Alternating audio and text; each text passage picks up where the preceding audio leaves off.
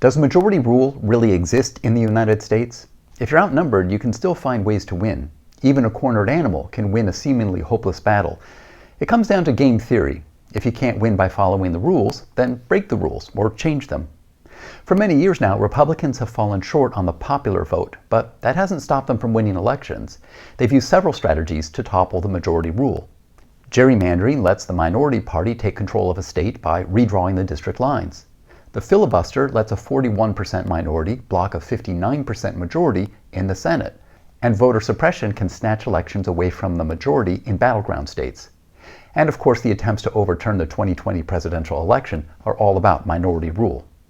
But let's also look at the psychology of campaigning and persuasion. There are two very different strategies. If the majority of people are likely to side with you, then you can argue on the merits. You can use logic and reason and analyze pros and cons. But if that strategy won't get you the majority, then following the rules is a losing strategy. So game theory says break the rules or change them. In this case, using scare tactics and disinformation can get the job done.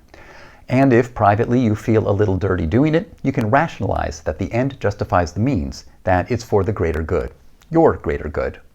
In other words, the majority party can approach issues like a Lincoln-Douglas debate, and the minority party may approach it like a WWE SmackDown.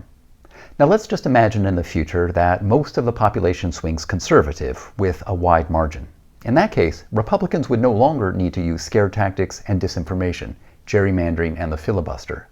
With a safe majority, they could argue the merits with logic and reason. But would they? And would Democrats switch to dirty tactics? It's hard to make direct historic comparisons because so much has changed with politics, cable news, and social media.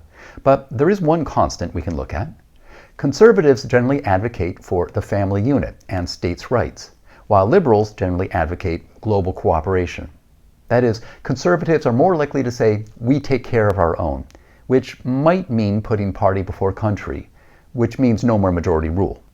But this is a very broad generalization and highly speculative, and I do believe there are ethical Republicans who do respect majority rule.